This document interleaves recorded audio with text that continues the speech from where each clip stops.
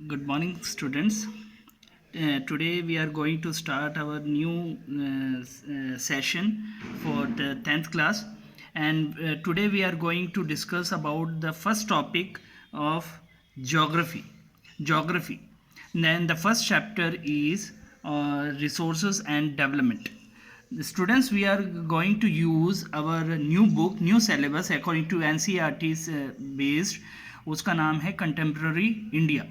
And today we are going to discuss the first topic of geography, and the first chapter is resources and development.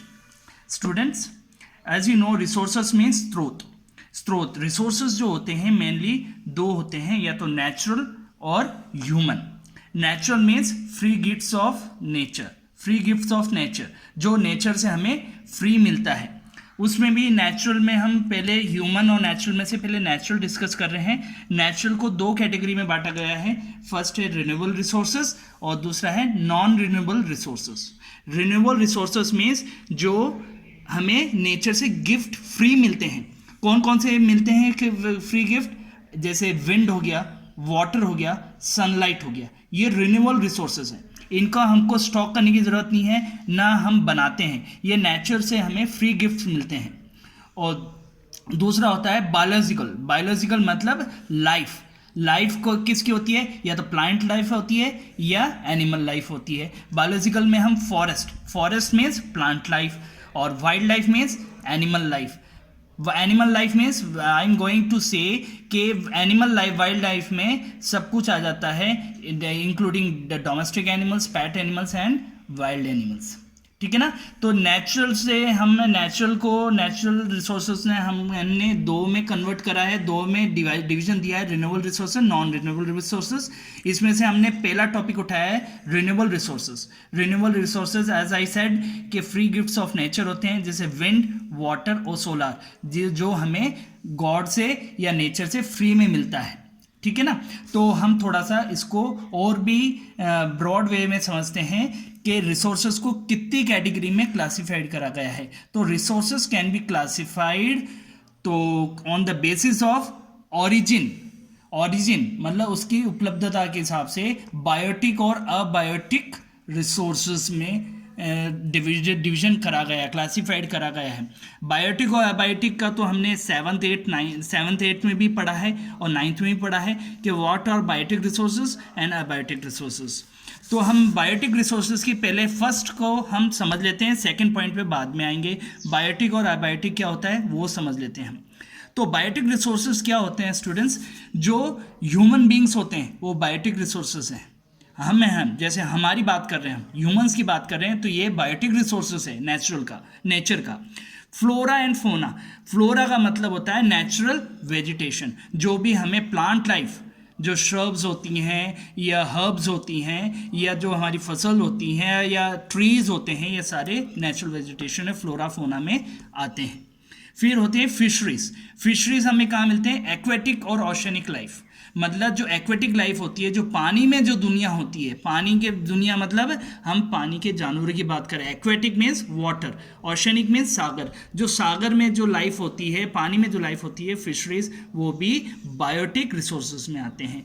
फिर होता है live stock का मतलब refer हम बात कर रहे हैं हमारे एनिमल से. एनिमल कौन से? जो हम हमारे घरों में पालते हैं या हम हमारे यूजर्स के लिए घरों में रखते हैं. जैसे डोमेस्टिक एनिमल्स, जैसे उनसे हमें दूध मिलता है, उनकी बात कर रहा हूँ. डोमेस्टिक एनिमल्स की बात कर रहा हूँ, पैट एनिमल्स की बात कर रहा हूँ, जो हम हमारे घरों में रखते हैं. लिवली स्टॉक वो होता है. तो बायोटिक में 4 कैटेगरी हैं. पहला है ह्यूमन बींग, दूसरा है फ्लोरा फोना जिसे हम नेचुरल वेजिटेशन कहते हैं या प्लांट लाइफ कहते हैं, तीसरा है फिशरीज जिसे हम ओशनिक लाइफ कहते हैं. सागर की जो लाइफ होती है, फिशरीज जो होती हैं, उसमें सारे टाइप्स के फिश आ गए या एक्वेटिक लाइफ आ गई.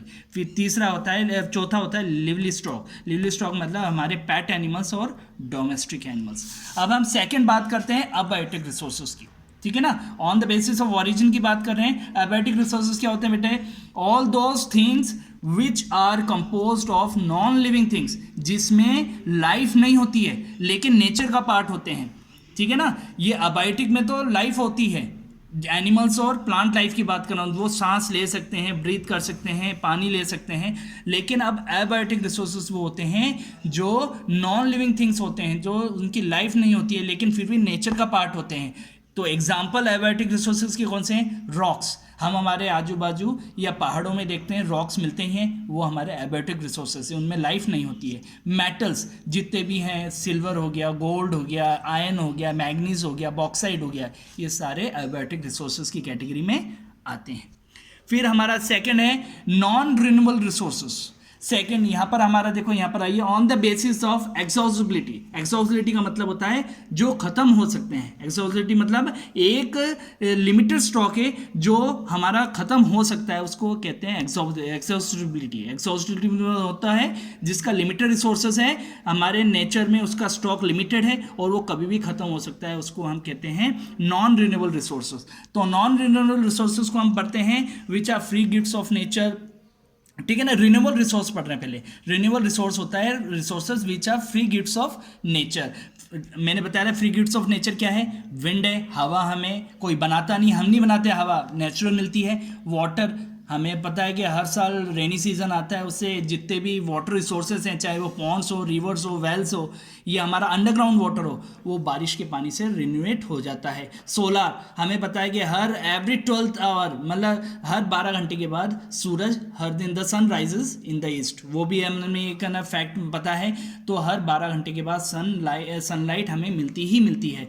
तो ये तीनों जो हैं हमारे रिन्यूएबल रिसोर्सेज हैं जो कभी भी ख़त्म नहीं होते हैं।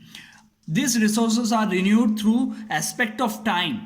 इन रिन्यूएबल रिसोर्सेज मतलब जो है हर सीजन में, मतलब और रिप्रोड्यूस बाय फिजिकल और केमिकल प्रोसेस। मतलब जो वाटर है, वाटर का हम केमिकल फॉर्मूला H2O होता है, उसमें कहते हैं hydrogen, 1 atom of hydrogen and 2 atom of oxygen. मतलब हमारे नेचर से जो हमारे कंपोनेंट्स हैं उसको मिलके जो बनता है वो हमारे रिन्यूएबल रिसोर्सेज हैं, वो हमें फ्री गिफ्ट्स ऑफ नेचर मानते हैं उसको। दूसरा है नॉन रिन्यूएबल रिसोर्सेज। इसका हेडिंग हम इन शॉर्ट फॉर्म में समझें, this resources take millions of years in the formation. इन रिसोर्सेज को बनने में लाखों साल लग जाते हैं।